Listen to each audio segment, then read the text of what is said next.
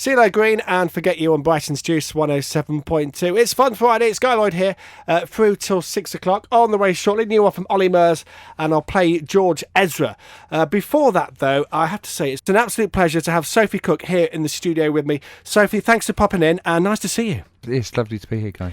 Now, you're hitting the headlines this week, so if you're all over the media as the first transgender woman working for a Premiership club, that being Bournemouth. Now, before we get to that, you were formerly Steve Cook, so as much as you can, I know you had a very eventful life, but tell us that journey from Steve to Sophie. My earliest memory of being transgender, I was about 7 years old, went on a family holiday and I got the other kids to call me Jenny all week. And then as I grew up, the stars when I was a kid, like Olivia Newton-John and Charlie's Angels and all that, I looked at them as unattainable role models rather than objects of desire. I originally started to transition in 2000, but then my son was born, he was disabled, and I just thought I can't do this to my family at the same time as we were working out what his issues were.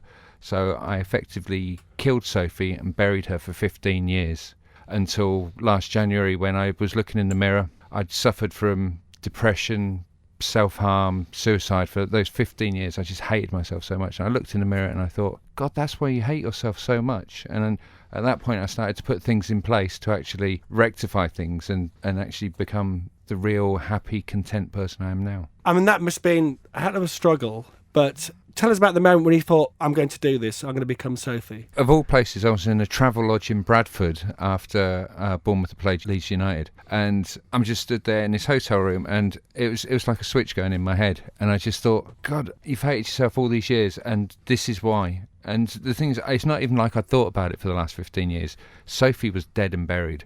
But as soon as I started doing that, I started changing my life. I told my family, which was amazing. And then I started telling all of my friends, my ex-RAF friends, and they've all been really supportive. And then, obviously, I had to get round to telling the football club. Because when last season finished, with us getting promotion to the Premier League, I was stood on the pitch at Charlton Athletics Ground, and I thought it was my last ever game of football. I thought that was the end of my career in football.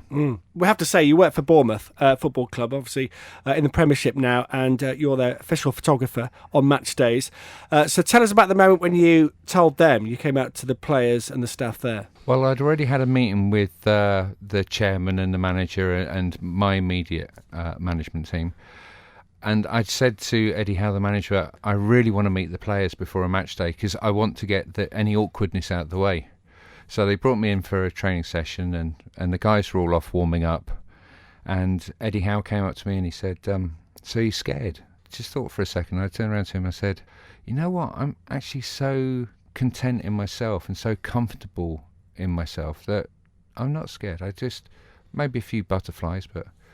So they then called all the players together and the assistant manager said to them, you may have noticed that our photographer's changed a bit since last season.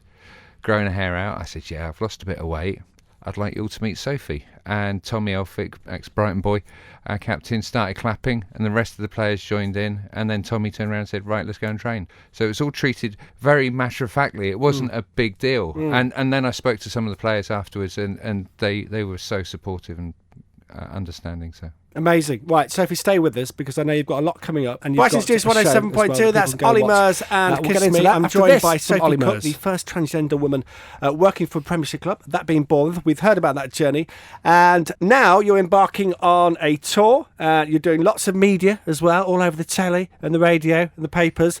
Tell us about your show that's coming to Brighton soon. And you're going to take this around the UK as well, aren't you?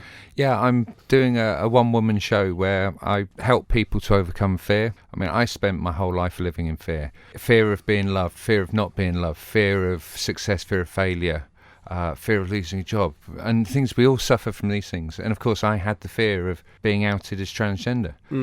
So I've been on this massive journey to overcome that fear and to conquer it.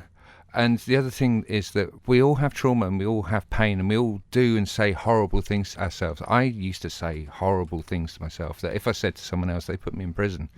So it's all about facing the fear, being compassionate to yourself. So a couple of shows coming up, Bournemouth, Portsmouth, and I'm at the Marlborough Theatre in Brighton on February the 4th. Fantastic. And I've seen your talk, because we met at a charity gala dinner before Christmas, and it was very inspiring. And, you sort of touched on it there, but I think to reiterate, it's not so much about transition or transgender, it's more about facing your fear and acknowledging who you are and being proud who you are and being kind to yourself.